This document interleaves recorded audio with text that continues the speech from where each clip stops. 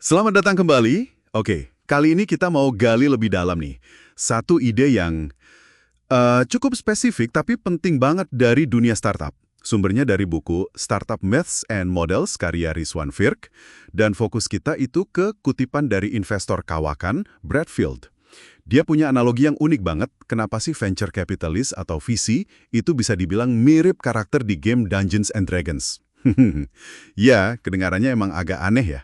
Masa investor disamain sama apa ya, elf, dwarf, atau wizard gitu.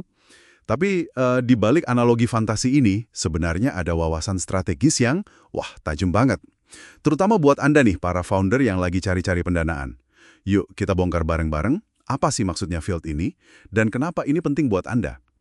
Jadi inti idenya Field tuh sebenarnya simple tapi kuat banget. Jangan pernah anggap semua visi itu sama rata. Gitu. Dia bilang, secara eksplisit malah, visi itu kayak karakter Dungeons and Dragons. Bisa jadi elf, dwarf, orc, wizard, masing-masing punya keahlian, punya kesukaan, bahkan isi tas alias sumber dayanya itu beda-beda. Betul. Dan analogi ini tuh langsung nusuk kebiasaan keliru para founder sih. Sering banget kan kita dengar istilah pasar visi, seolah-olah itu ya satu benda gitu aja. Padahal pas kita ngobrol, kita tuh nggak ngomong sama pasar, kita ngomong sama individu, ya para partner di dalam firma visi itu. Nah, persis kayak karakter di Andy, tiap partner itu punya stats sendiri-sendiri, punya spesialisasi, rekam jejak, gaya investasinya gimana, apa yang jadi prioritas buat mereka. Ada yang mungkin analitis banget soal angka. Ada yang lebih ngelihat tim pendirinya kuat nggak. Ada juga yang mungkin ya punya passion di teknologi tertentu aja. Iya, dan Feld sendiri juga nekenin konsekuensi dari perbedaan ini kan. Di kutipan buku Virk itu dia bilang, Anda harus paham kalau mereka tuh beda. Punya hal-hal beda yang disukai, pendekatannya beda. Banyak hal yang mungkin dilakuin satu orang, tapi nggak bakal pernah dilakuin sama orang lain. Nah ini kan menarik ya, kalau Feld nekenin perbedaan individu gini, gimana nyambungnya sama saran lain? Misalnya, mitos yang dibahas Randy Komisar di buku yang sama juga, soal pentingnya ngomong ke sebanyak mungkin investor. Kayak kontras gitu nggak sih? Justru itu dia poinnya.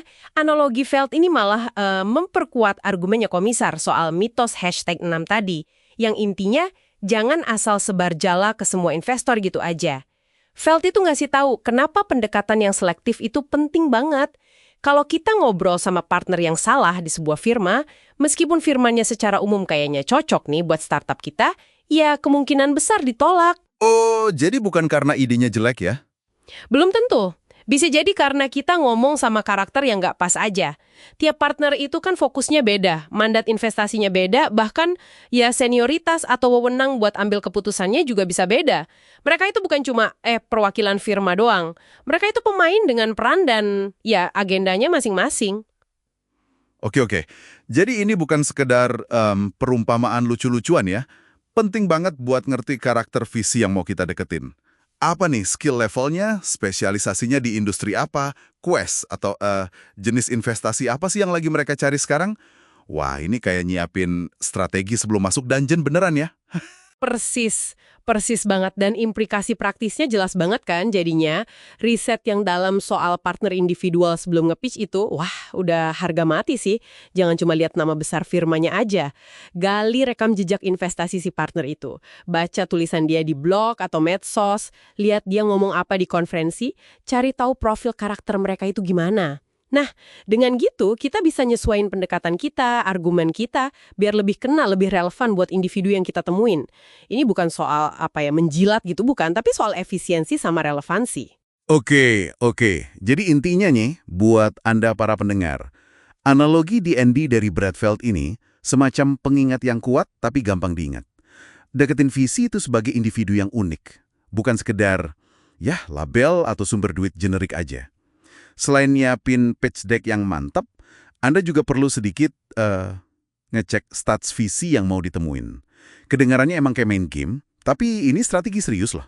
Iya, bener banget. Pemahaman ini, wah bisa hemat banyak banget waktu sama energi Anda pas proses fundraising. Serius deh. Dan yang lebih penting lagi, ini ningkatin kemungkinan Anda dapat pendanaan. Kenapa? Ya karena Anda mendekati karakter investor yang paling mungkin nyambung dan cocok sama petualangan spesifik startup Anda. Ini soal nyari alignment yang pas, bukan cuma nyari cek doang. Nah, bener banget. Sebagai penutup nih, mungkin ada satu pertanyaan menarik yang bisa Anda renungkan.